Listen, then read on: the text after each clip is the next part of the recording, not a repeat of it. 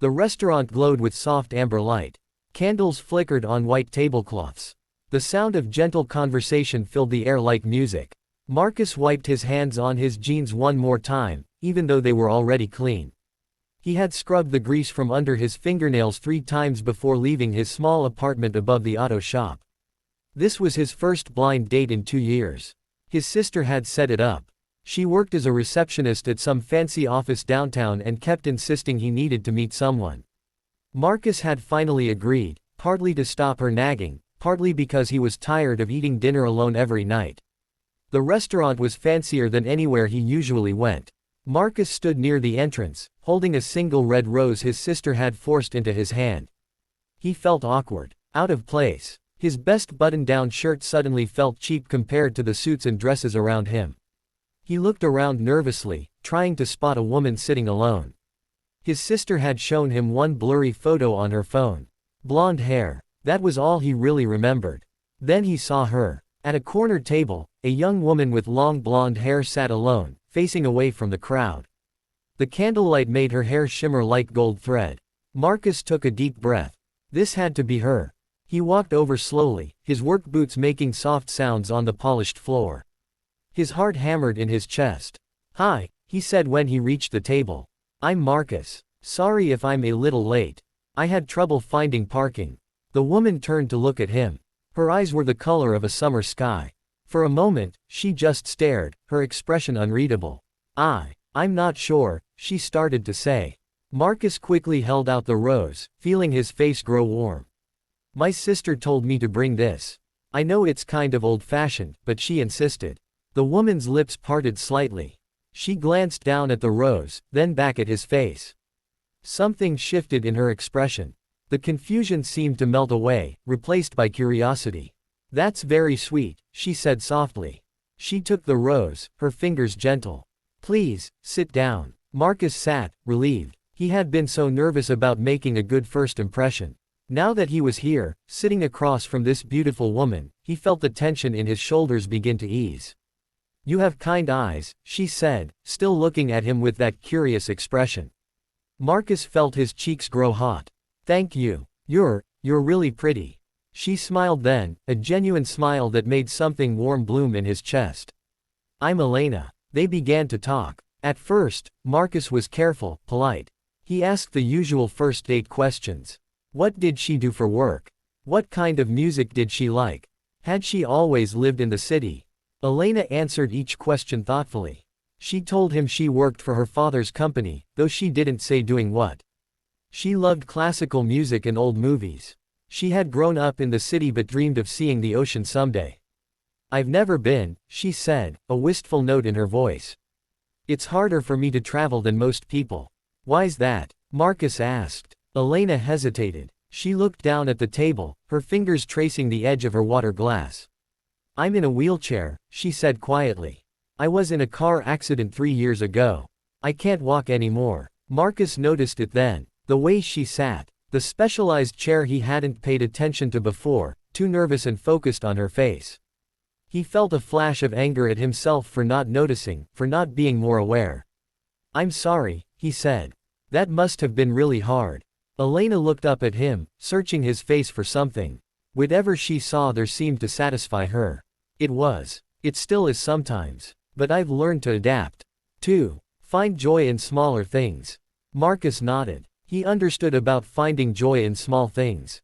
About making do with what life gave you.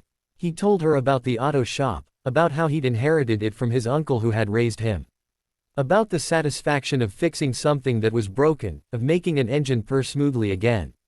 "It's honest work," he said. "My hands get dirty, and I'm never going to be rich.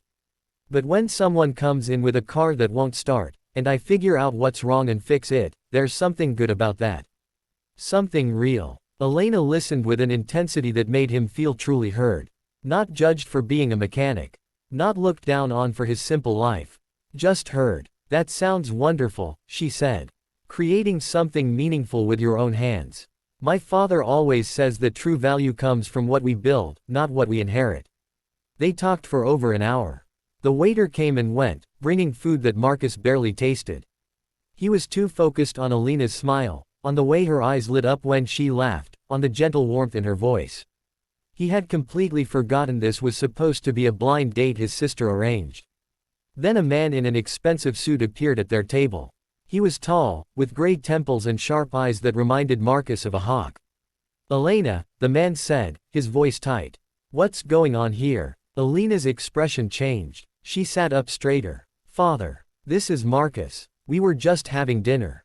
"Father." The word hit Marcus like cold water. The man's eyes moved to Marcus, assessing him in one quick sweep.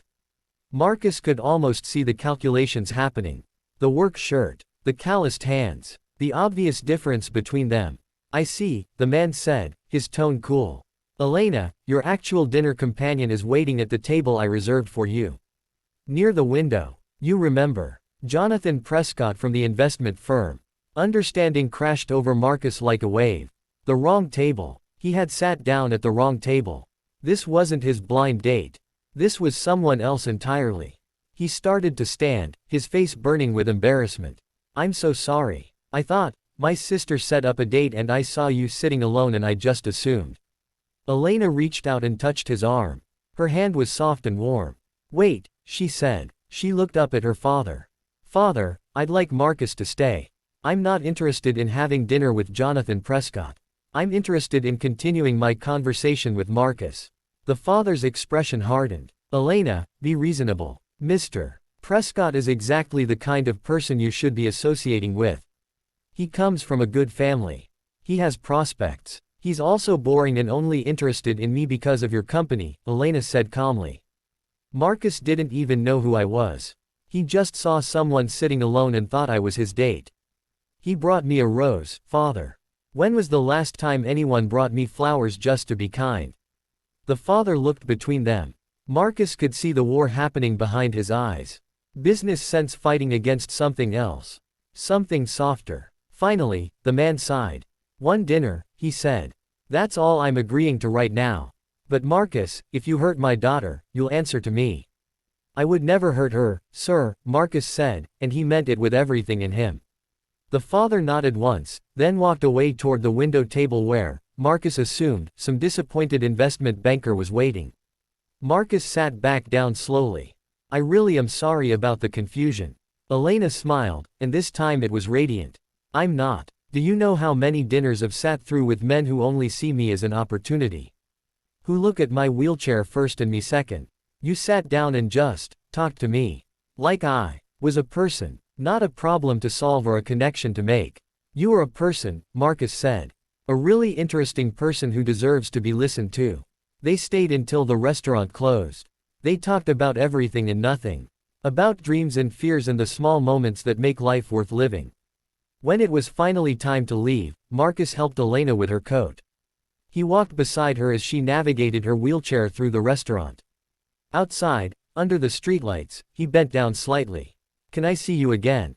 he asked. "For a real date this time. One that's actually planned." Elena reached up and touched his cheek. "I would really like that." As Marcus walked home that night, the city lights blurring around him, he thought about wrong turns and happy accidents. About sitting at the wrong table and finding exactly the right person. Sometimes the best things in life come from the mistakes we make along the way.